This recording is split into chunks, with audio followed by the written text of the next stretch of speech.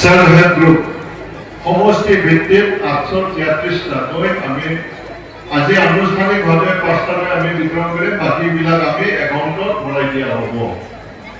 তাৰ বাহিৰেও যুৱক যুৱতীসকলৰ কাৰণে 2 লাখ টকা এইটো আমি কম দিনৰ ভিতৰতে বৃদ্ধি তেখেতসকলৰ কাৰণে আৰু যিবিলাক পংগু হয় ডিছেবিলিটি তেখেতসকলকো যে আমি আনুষ্ঠানিকভাৱে 2 লাখ টকা দিম।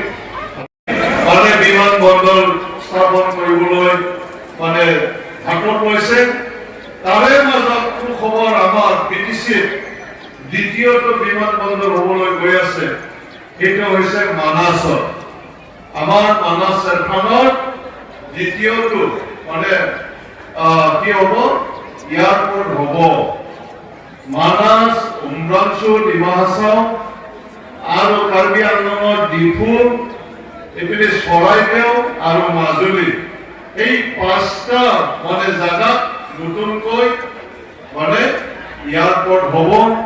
আগ্ৰামা মহিলাৰী ডাঙৰীয়াই নিজে থাকিবলগীয়া আছিল, তেখেতে বিশেষ অসুবিধা হোৱাৰ কাৰণে বিটিচিৰ পৰা প্ৰতিনিধিত্ব হিচাপে মোক ইয়াত থাকিব দিয়াৰ কাৰণে মই গৈছিলোঁ। আমাৰ আগ্ৰামা মহিলাৰী ডাঙৰীয়াৰ এডভাইজাৰ মানে অপূৰ্ব অধিকাৰী আৰু মই বিটিচিৰ ইয়াং হয়। এই অনুষ্ঠানত মই ভাগ লৈছিলোঁ, ভাগ লৈ ভাল পাইছোঁ। আৰু তাতে অকল 5টা নহয়, শিলচৰৰ দৌলতো ডাঙৰকৈ মানে এয়াৰপোৰ্ট বনোৱা হ'ব, এই কথা ব্যক্ত কৰিছে। আৰু ৰূপসূচীত থকা যিটো এয়াৰপোৰ্ট এইটো আপগ্ৰেড কৰাৰ কথা কৈছে। তাত মানে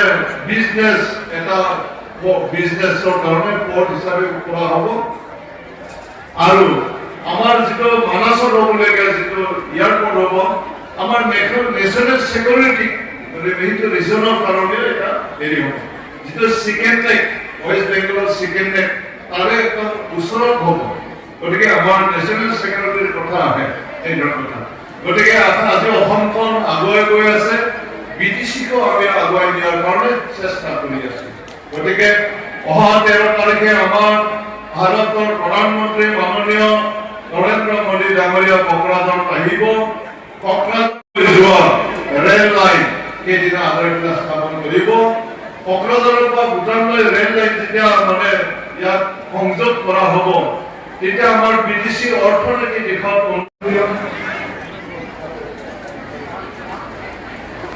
Rohan Boru, Councillor